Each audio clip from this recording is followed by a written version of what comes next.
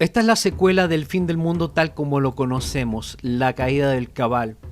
Un documental de 10 partes que esperamos que haya visto antes de continuar con este. En esta secuela nos enfocamos en la identidad del Cabal, como prometimos. Años de investigación se han invertido en este documental.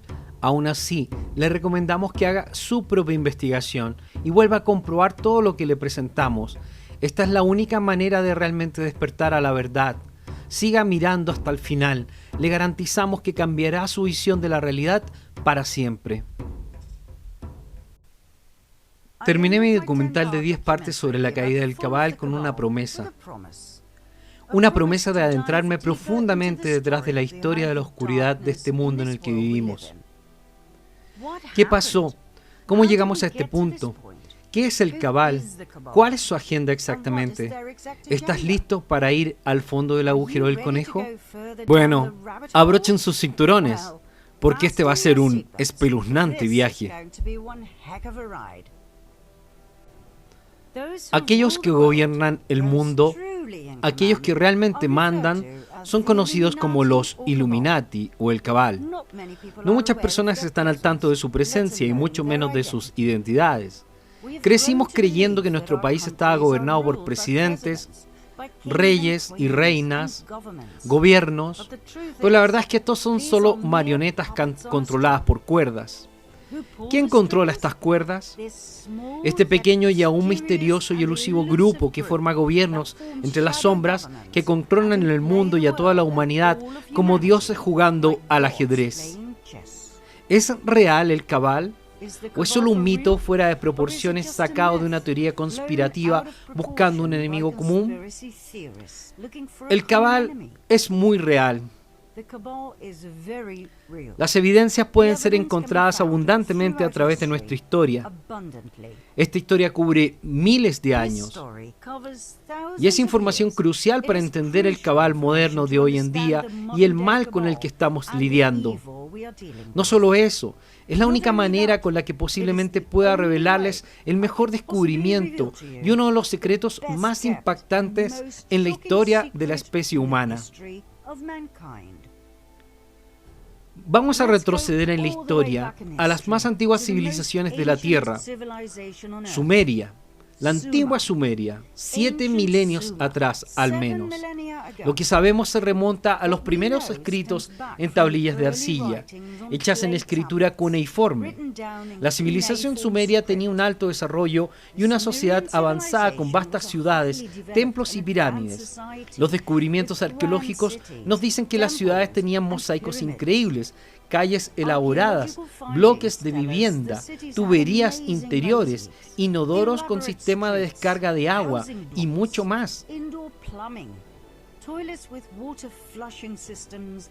El templo de Inanna en la antigua ciudad de Uruk nos sigue desconcertando hoy en día con su esplendor, sus colores brillantes y representaciones de raras criaturas animales. Inanna era la antigua diosa de los sumerios, asociada con la belleza, el amor, el sexo, la guerra y el poder político.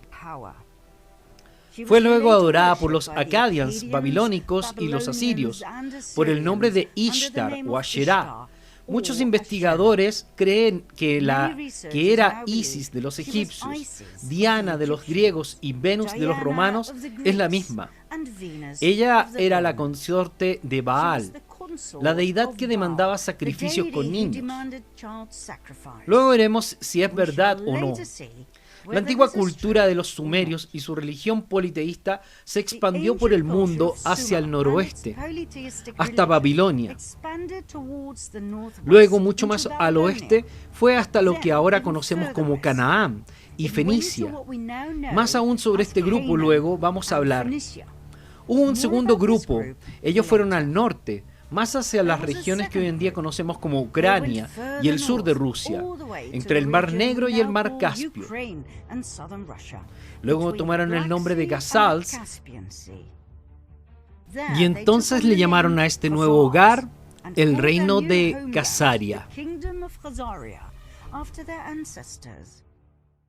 Joseph Hagan, rey de los Jázaros, explicó en una carta al secretario extranjero del Califato de Córdoba, Hasdain ibn Shaprut, que su gente eran descendientes directos de Jafet, hijo de Noé. Jazaria estaba justo en el centro de la ruta de seda del noroeste. Los comerciantes que cruzaban Jazaria tenían que pagar peaje, una simple y lucrativa forma de llenar los sacos del reino. Los jázaros eran muy distintos a las personas de los países circundantes. Eran descritos como ladrones y espías. Decían que eran personas sin ley, que vivían una vida de pecado, de extremismo sexual, de crueldad. Ellos asesinaban viajeros de otros países y adoptaban sus identidades. Eran maestros del engaño. Y de último, pero no menos importante, le rendían culto a Baal, también conocido como Moloch, la representación de Lucifer que exigía sacrificios a niños y a cambio Baal los recompensaba con riquezas, fama y fortuna.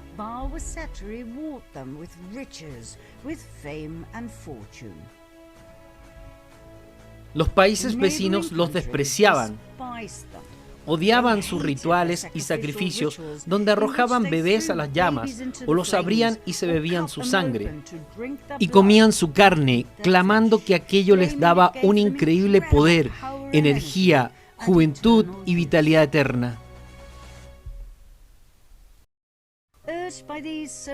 Instado por estas personas que lo rodeaban, el nuevo gobernante ruso sabía que tenía que hacer algo, y en el año 600 le advirtió al rey Bulam que estas sadísticas prácticas tenían que acabar. Le dijo que tenían que convertirse o al judaísmo, al cristianismo o al islam. La elección era suya. Bulam entonces escogió el judaísmo, pero no se convirtió realmente. Vagamente tomó elementos del judaísmo y los juntó con los de su propia creencia satánica. El rey Bulán y su gente vivieron bajo prosperidad. Nada cambió mucho, excepto por el hecho de que para los extranjeros se llamaban a sí mismos judíos, pero de verdad no lo eran. Imagínense, el término judío recién fue inventado, si no, hasta el siglo XVIII. 4 siglos pasaron hasta que en el año 965 después de Cristo, el mandatario ruso, el gran príncipe de Kiev, Sviatoslav I, sintió que habían ido demasiado lejos con su continua devoción al demonio y sacrificios infantiles. Decidió entonces desterrarlos. Pero los jázaros tenían espías por todas partes, y el astuto plan ruso llegó a los oídos del rey Jazarín, quien a tiempo después dejó el país junto con sus 25 esposas y 60 concubinas, toda la nobleza, y agregándole a esto una inmensa cantidad de oro y plata. El éxodo entero de la realeza y la nobleza jázara fue vía Hungría a Polonia, y luego pasó por el sur de Alemania hasta Francia y España, a donde sea que fueran. Para revelar su verdadera identidad se llamaban a sí mismos los judíos Ashkenazi, sabiendo muy bien que sus nuevos países de residencia no estarían esperando ansiosamente a los jázaros de Lucifer.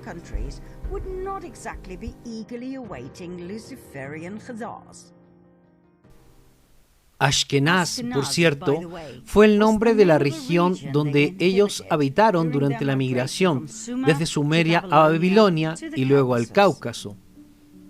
Como todas las regiones de esa época, esta también fue nombrada después de los descendientes de Noé, siendo Ashkenaz un nieto de Jafet y bisnieto de Noé. Pero no se preocupen, no tienen que recordar nada de esto. Solo necesitamos decírselo desde un punto de vista histórico. Esto no explica mucho de cómo Jafet, hijo de Noé, tuvo 2 nietos como Ashkenaz y Togarma, quienes se convirtieron en archienemigos de acuerdo con la literatura rabínica. Ahora, las personas que estamos observando aquí son descendientes de Togarma, y ellos adoptaron el nombre de su archienemigo, Ashkenaz. ¿Por qué? Pronto lo descubriremos. Solo recuerda esto: todo fue planeado. Los Ashkenazis se asentaron en sus nuevas tierras y juraron reconstruir su imperio. En un santiamén construyeron un imperio de riqueza e influencia. Después de todo, eran la realeza y la capacidad de los antiguos linajes de Sumeria y Babilonia. Tenían que poner en marcha capital, por así decirlo. Juraron vengarse de Rusia, el país del cual fueron expulsados. La venganza también iba dirigida a los judíos, como gente originaria de Judea. ¿Por qué? Porque atrás en el tiempo de la princesa Jezebel, durante una situación en la que las dos deidades fueron desafiadas, ellos escogieron a Yahweh sobre Baal. Y esa fue su sentencia de muerte, algo que los jazareanos y los ashkenazi nunca olvidarían ni perdonarían.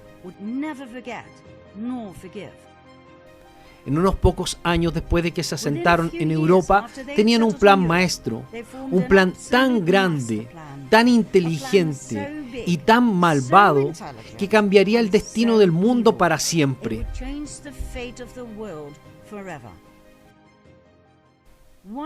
Una de las familias jázaras que se unieron desde el éxodo de Jazaria fue la familia Rothschild. Correcto. Los Rothschild de los que hablé en la parte 2 de mi serie previa. Se establecieron en Frankfurt, Alemania, donde se convirtieron en ricos y poderosos debido al mercadeo y la banca. Ellos nombraron al sur de Alemania como Canaz, en tributo a sus ancestros. Les ofrecían billetes a los viajeros que dejaron oro y plata resguardados en las bóvedas de los Rothschild, billetes en lugar de depósitos de oro. De esta manera, ellos recolectaron una riqueza sin precedentes que, combinada con el interés que recibían, con los años se usó para incrementar su fortuna y poder. Mayer Amschel Rothschild tuvo 5 hijos, que se convirtieron en poderosos banqueros en 5 grandes ciudades: Frankfurt, Londres, París, Viena y Nepal. En un santiamén, ellos adquirieron el poder financiero de toda Europa. Se convirtieron en los banqueros personales de los reyes y las reinas. Incluso se convirtieron en los tesoreros del Vaticano. Antes de que continuemos con un evento en el siglo XVIII que ha sido borrado deliberadamente de nuestros libros de historia, tenemos que pausar la línea de tiempo y volver a los comienzos de la Edad Media para una segunda línea histórica. Las dos se van a encontrar durante este evento del siglo XVIII y cuando lo hagas, las piezas se encajarán en su lugar. Lo prometo. Vamos a empezar en la era de las cruzadas, en el año 1048 después de Cristo. Una organización fue fundada a la que llamaremos la Orden de Malta, fundada en Jerusalén.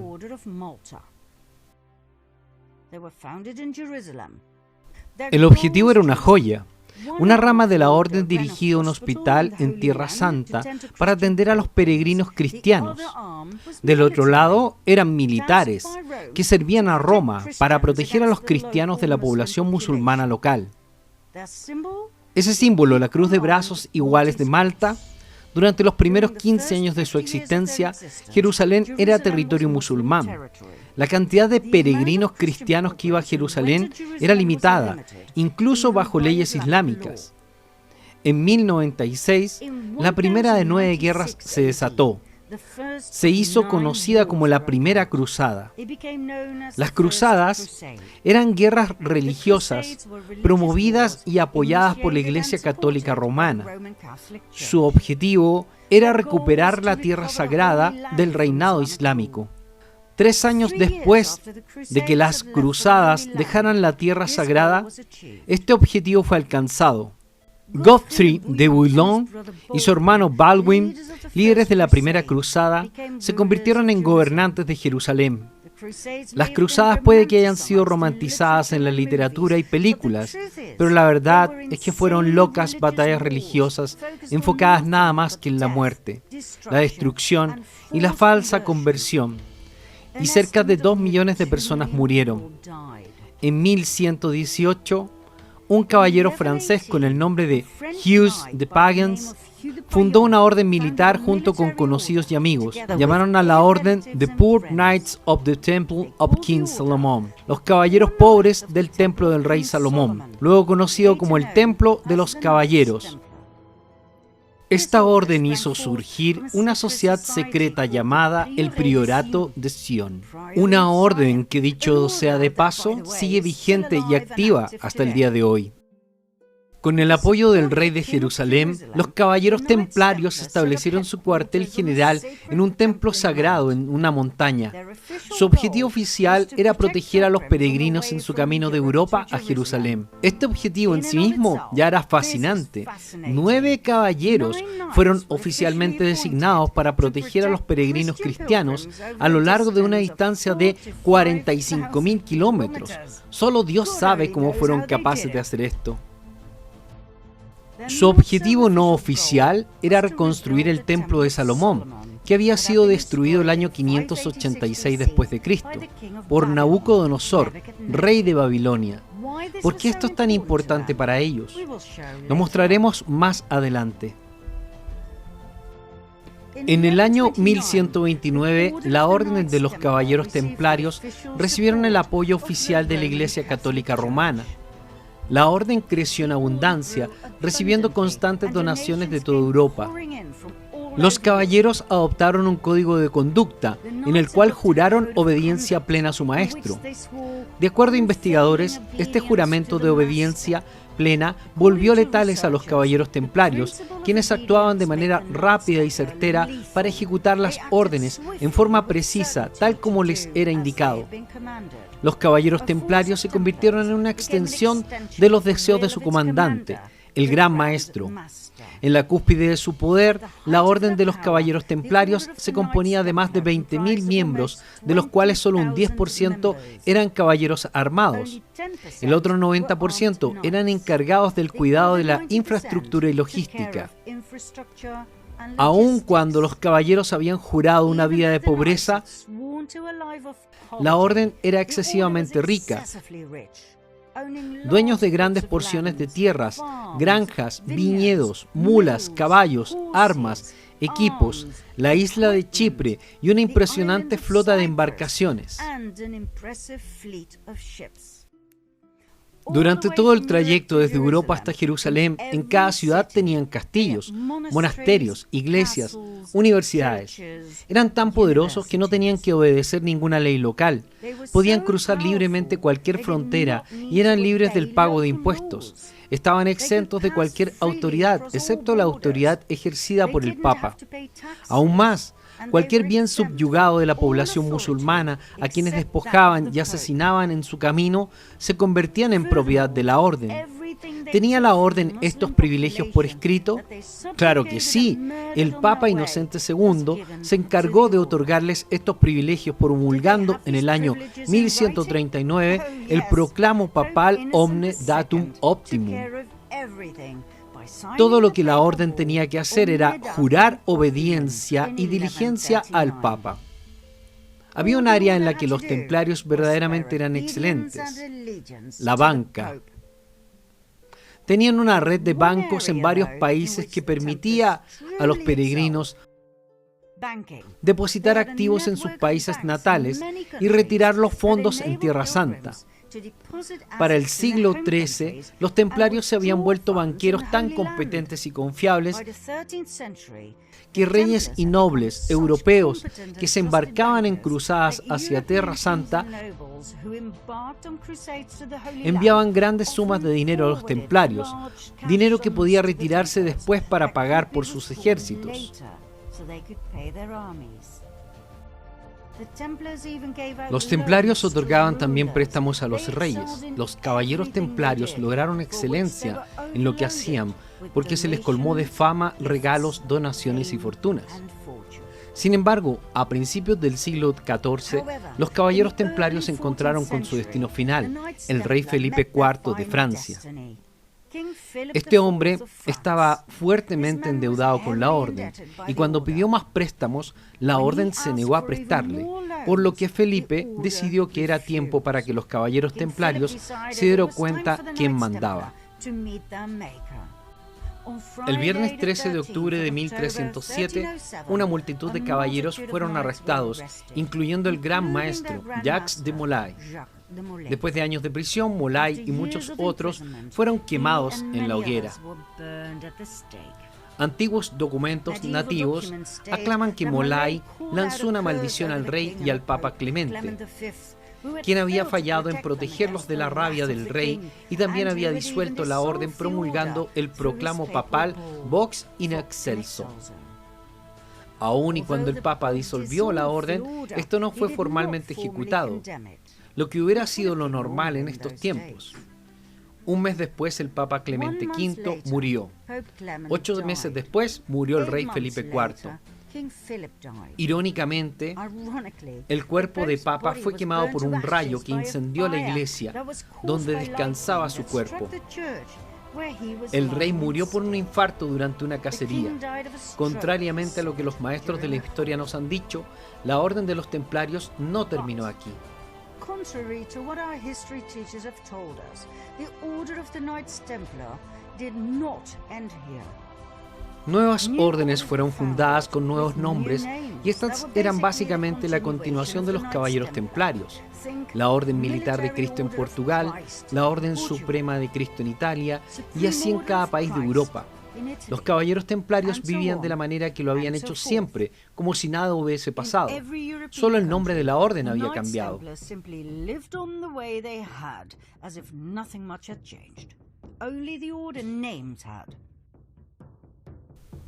Surge entonces después la Orden de los Rosacruces, fundada por un alemán aristócrata, Christian Rosenkreuz. ¿Estaba esta orden conectada con la Orden de los Caballeros Templarios? Absolutamente. El símbolo de la Cruz Roja de brazos iguales fue combinada con una rosa. Esta puede ser encontrada en las iglesias medievales a lo largo de Francia, España y Portugal. Otra orden secreta fue fundada en 1534, 2 siglos, 2 décadas y 2 años después de la disolución oficial de la Orden de los Caballeros Templarios, la Orden Jesuita. La Orden Jesuita era una orden religioso-católica fundada en París. No se confundan, esta orden jesuita no era una orden de monjes orando a Jesús desde el encierro de las paredes de unos monasterios. Era una orden militar, extremista, quien había hecho juramento de absoluta sumisión y obediencia al Papa y a su general superior. Demos un vistazo a su rito de iniciación. Yo declaro que no tengo opinión o voluntad propia, pero sin duda alguna obedeceré cada orden que yo reciba de mis superiores en la milicia del Papa y de Jesucristo. Aún más, prometo y declaro que cuando se dé la oportunidad conduciré a una guerra impecable, ya sea secreta o públicamente, en contra de los herejes, de los protestantes y de los liberales, como he sido instruido para hacer, exterminar y destruirlos de la faz de la tierra, y no haré diferencia en edad, sexo o clase, y ahorcaré, quemaré, herviré, cocinaré, pelaré, estrangularé y enterraré a esos herejes vergonzosos. Destrozaré sus estómagos y los úteros de sus esposas, y aplastaré contra la pared la cabeza de sus hijos, con el propósito de destruir para siempre su horrible raza. Si esto no puede hacerse abiertamente, administraré de manera secreta tazas con veneno, las cuerdas de la horca, el acero de la daga, el plomo de la bala, sin importarme el honor, el rango o la autoridad de la persona o personas, tal como sea instruido en cualquier momento por un agente del Papa o de un superior de la Hermandad de la Fe Sagrada de la Orden de los Jesuitas. En confirmación a esto, yo dedico mi vida, mi alma y todos mis poderes corporales, y con esta daga que recibo hoy, yo suscribiré mi nombre escrito con mi propia sangre como testimonio. Y si muestro falsedad o debilidad en mi determinación, que sean mis compañeros, soldados de la milicia del Papa, quienes corten mis manos y mis pies y mi garganta de oreja a oreja, que abran mi estómago, me quemen con sulfuro, con todo el castigo que pueda ser infligido en mí en esta tierra, y que mi alma sea torturada por demonios por siempre en el infierno eterno. No es exactamente lo que hubieras esperado de una orden de Jesús, ¿no es cierto? Que quede claro que cuando nos referimos a la orden jesuita en relación al cabal, no estamos hablando de los segmentos inferiores de la orden. Yo personalmente conozco sacerdotes de la orden jesuita que son maravillosos seres humanos que han traído mucha belleza y sabiduría al mundo. A lo que nos referimos aquí es a la cúspide de esta pirámide, a la élite absoluta de la orden mejor conocida como el Consejo Jesuita. When we refer to the Jesuit order in relationship to the Cabal, we are not talking about the lower segments of the order. I personally know of Jesuit priests who are wonderful human beings and who've brought a lot of beauty and wisdom into this world. What we're referring to here is the top of the pyramid, the absolute elite of the order, better known as the Jesuit Council. Documentos de la Edad de Oro nos muestran que la orden jesuita llegó a ser un grupo de hombres extremadamente poderosos, cuyas influencias fueron más allá del mundo religioso y se extendieron hasta la sécula. Se infiltraron en las antiguas logias masónicas. Los masones eran maestros comerciantes con habilidades manuales en el área de la construcción, hombres que trabajaban con sus manos, trabajo físico pesado. Y a los jesuitas infiltrados se les permitió unirse gracias a sus contribuciones en el área de la arquitectura, la ciencia y las artes. Fueron llamados los masones libres y aceptados. Los masones libres eran hombres adinerados con conocimiento en arquitectura. Se sabía que estaban especialmente interesados en el templo de Salomón, al igual que los caballeros templarios. Aún más, ellos estaban enfocados en la conservación del conocimiento esotérico, por ejemplo, de la Cábala. La fascinación con el templo de Salomón no es solo el único eslabón entre los masones libres y los caballeros templarios. Aún el día de hoy, el rito de York administra 3 órdenes de masonería. Una de estas es la de los caballeros templarios. Los caballeros templarios del rito de York es la rama militar de los masones libres, al igual que el orden medieval de los caballeros templarios. Los dos usan como símbolo la cruz roja. Los masones libres eran un grupo altamente secreto de jesuitas poderosos, quienes se infiltraron en incontables logias masónicas alrededor del mundo.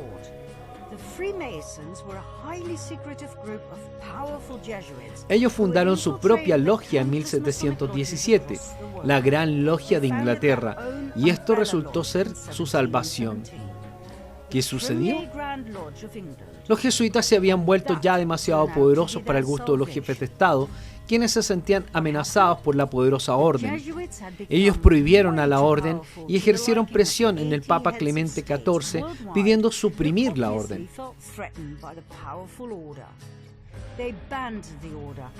En 1773, el Papa cede ante sus peticiones y promulga el proclamo papal Dominus ad Redemptor, poniendo fin a la orden jesuita. Al parecer la historia se repite, pero al igual que entonces, tampoco terminó la orden ahí. La orden continuó adelante, solo cambiando de nombre. En este caso, por el de Freemasons, masones libres. They continued using another name, in this case, the Freemasons. Un año después de la traición a los jesuitas, el Papa Clemente XIV fue asesinado por envenenamiento. Al igual que los luciferianos Ashkenazi, los jesuitas y sus predecesores, los caballeros templarios, tenían un gusto especial por la venganza. Prometimos que nuestras 2 líneas de historia se juntarían en un evento histórico que afectaría de manera impactante el mundo. Y estamos finalmente en ese punto. ¿Te gustaría saber qué fue lo que sucedió? Entonces, sígueme en la caída del Cabal.